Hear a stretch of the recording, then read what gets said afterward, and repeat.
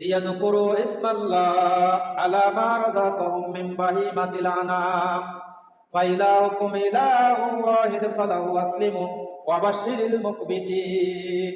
আল্লাহ রাব্বুল আলামিন বলছেন, কুরবানি শুধু উম্মতে মুহাম্মাদের উপরেই ফরজ করি নাই, তোমাদের পূর্বেও যারা পৃথিবীতে এসেছিল প্রত্যেক নবীর উম্মাতের উপর কুরবানি করার একটি বিধান ছিল, কিন্তু তাদের ধরন আলাদা, আপনার আমার ধরন আলাদা। আল্লাহ বলছেন, অলিকুল্লি উম্মাতিন জাআলনা মানসাকান, প্রত্যেক উম্মাতের উপরে এই কুরবানি ছিল।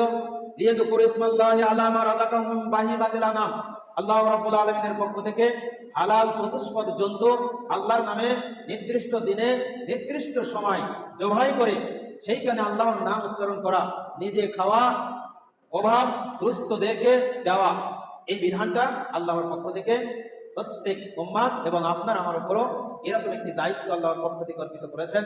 আল্লাহ রাব্বুল আলামিন যেন আমাদেরকে সুস্থভাবে এই জিলহজ মাসের 10টি দিনের ইবাদত গুরুত্ব সহকারে যেন আমরা